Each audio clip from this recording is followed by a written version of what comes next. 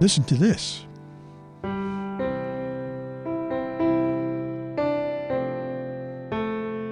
It's our old friend, Amazing Grace.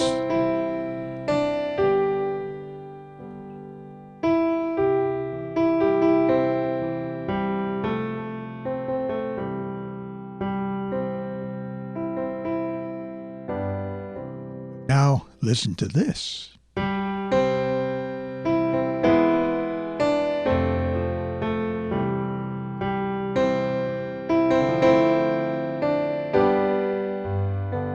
Same hymn, same melody, but I've made some additions.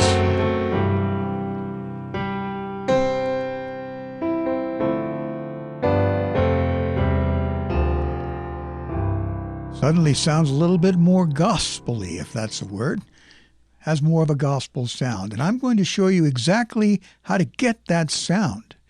And here's the thing, you don't need a gospel music background, you don't need a music theory degree, or even a lot of practice time to do this. If you know your basic chords and are familiar with a couple of the tools that I have shown you in previous videos, you can start creating arrangements like this for your favorite hymns. So we're going to be using here two basic tools that, as I have mentioned, we have already covered on the channel. We're going to be using passing chords and chord substitutions. Now, if you need a more thorough review on these tools, I've included links to those videos where I've talked about these things in the description. But for now, here's a quick review.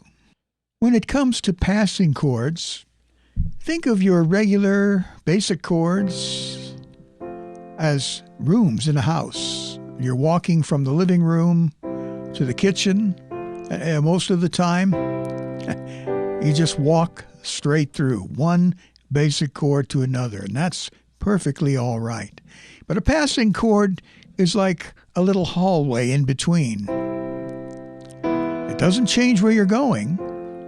Like here, we're going from C to F, but now we're going to go there, and we're going to go down this little hallway in between. It makes the journey a little more interesting and can make it very beautiful. So we'll be using a few different types of passing chords in this video, and I'll name them as we go because, as you might remember, they have specific names. And now what about chord substitutions? It's been a while since I've talked about chord substitutions.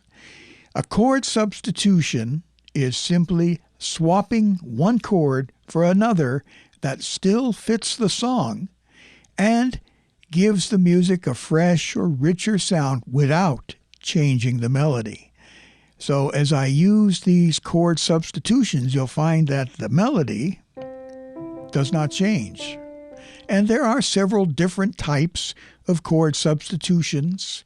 You may remember terms like using the relative minor, using a secondary dominant, using a diminished chord, using a tritone substitution, or using a borrowed chord. Now, don't worry if you can't remember all of that or if you can't remember what all those things mean. In this video, we're only going to be using one or two types of chord substitutions, but they're going to add a great deal to this arrangement of Amazing Grace. They really make a difference.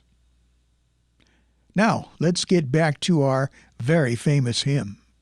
So what I'm going to do is take it phrase by phrase. First, we'll play it in the plain version. Then I will show you specifically what passing chords or chord substitutions we are using to create a more interesting arrangement. So in the very first phrase, we have just going from C to F and back to C. Let's add a chromatic passing chord. That's the passing chord where you approach the next chord from half a step below. And so we get this.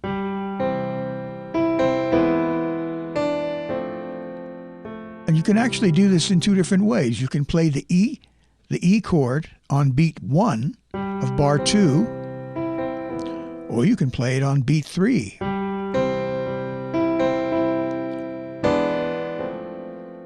Now, phrase 2 just goes from C to G. So we can add a chord substitution.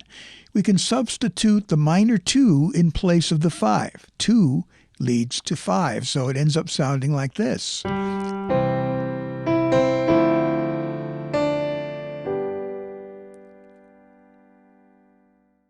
Now we get to phrase 3, or the third line. It just goes from C to F and back to C. We could add a dominant 7th passing chord. The dominant chord draws you strongly to the next chord. We get to the last phrase, and it's just simply C, G, C. So let's add some chord substitutions. We can substitute the relative minor 6 chord for the 1 chord. We can substitute the minor 2 and then add the amen cadence. So it sounds like this.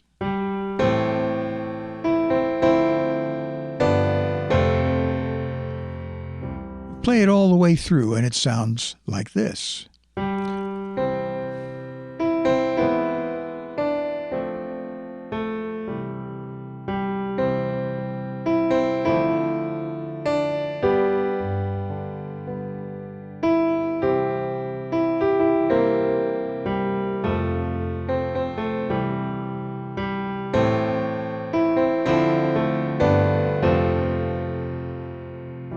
Let's do a second version of this where you'll hear some other possibilities, because basically there's more than one way to do this. So in the first line, let's use what we call the gospel walk down, or we use the flat 7 chord, which in the key of C is B flat.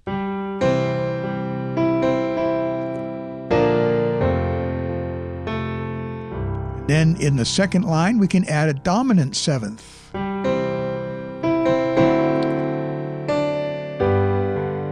And then in the third line, we can add the dominant 7th and a diminished 7th.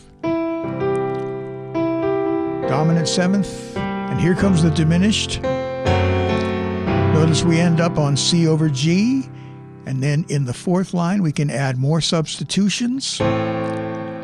Dominant 7th chords, and then we can do this.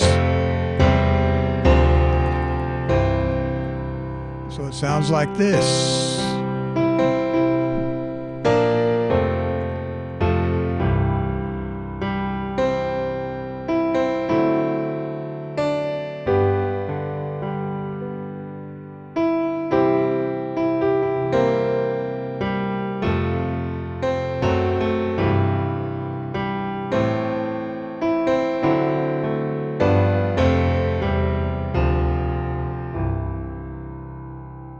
So what would be helpful for you is to work through this song one line at a time using the passing chords and the chord substitutions that I've demonstrated. And you can experiment with different passing chords and different substitutions.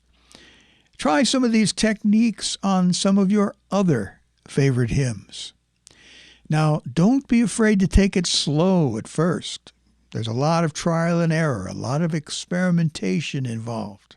Slow, steady progress is always the best path. That's how music gets into your hands and into your brain. If this is giving you that sound maybe that you've been looking for, then your left hand is the next piece.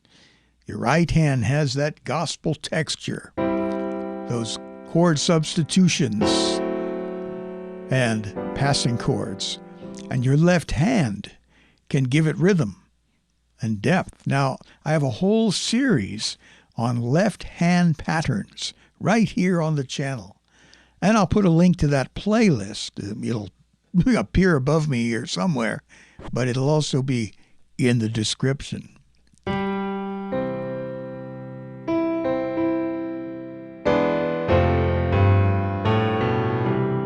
There's one of those left-hand patterns there.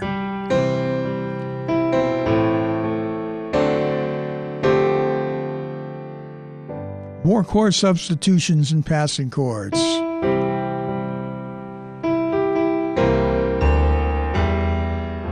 walking bass, diminished chord, and the bass is walking down.